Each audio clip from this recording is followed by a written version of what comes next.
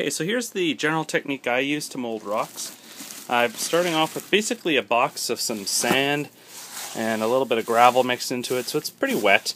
And so I'll generally just kind of chuck stuff around and make kind of, maybe I want to have a little bit of a pillar there, maybe about one here, maybe I want it to be a little higher over here.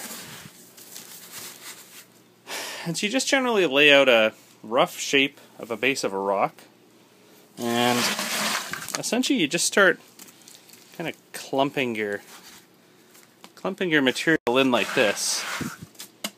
And so over here we're going to have some, so these are going to be somewhat little flat sections on the rock.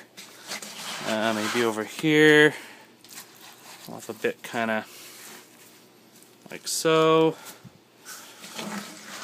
And generally all I do is I just keep kind of building it up, and as I go I'll start to slide the sand in between, maybe start to say cover up parts of the rock, and so leave a bit exposed there. So maybe we'll kind of come up a little like this, and I don't know, that part of it over there we might just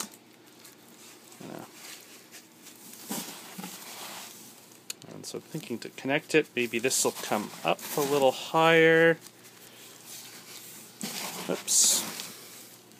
And so, I mean, I don't really have a set way of doing this. I just try and think in terms of how can I make an interesting looking rock and have it all kind of connect together in interesting ways.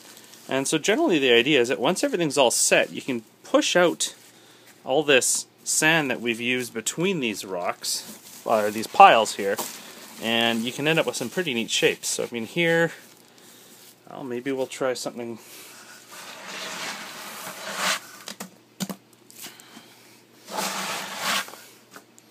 So here maybe I'm just going to end up with some kind of structure that just generally connects these two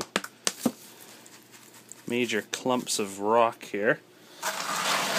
And again, this is definitely not going to win any YouTube video awards because it looks absolutely ridiculous to anyone that doesn't know what it is to be an aquarist, specifically a marine aquarist.